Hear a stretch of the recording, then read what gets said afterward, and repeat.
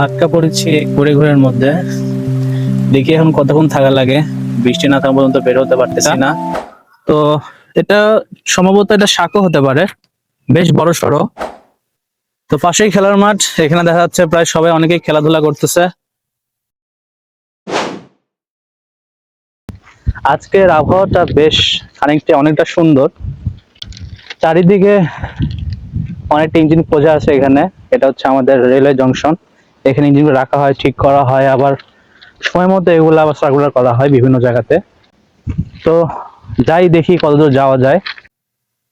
তো পাশেই খেলার মাঠ, এখানে দেখা যাচ্ছে প্রায় সবাই অনেকেই খেলাধুলা করতেছে। বৃষ্টি এখন প্রায় থেমে গেছে, সেজন্য মাঠেও ছেলেপেলে নেমে গেছে খেলার জন্য। সামনে দেখা যাচ্ছে একটা সাঁকুর মতো কিছু একটা।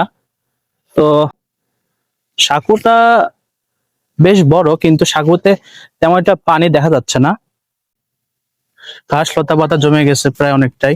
ঈশ্বরদী জংশন এটা বেশ পুরাতন, অনেক আগে থেকে এটার নাম ডাক শোনা যায়।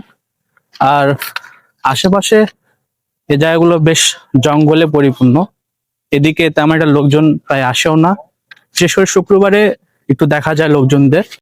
কথা বলতে বলতে অনেক দূরে চলে আসলাম।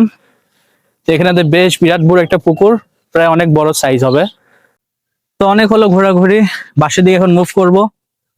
এদিকে আর যাওয়ার মতো আর চিন্তা ভাবনা নেই, অনেক দূর পথ গেছে সামনে, অত দূর হাঁটলে আবার বাসা থেকে ব্যাক করতে অনেক দেরি হয়ে যাবে। আর তো আজকে এ পর্যন্তই, আগামীকাল আরেকটা ব্লগ নিয়ে দেখা হবে আপনাদের সাথে। আজকে আর ব্লগটা বেশি বড় করব না। ভালো থাকবেন সবাই, আল্লাহ হাফেজ।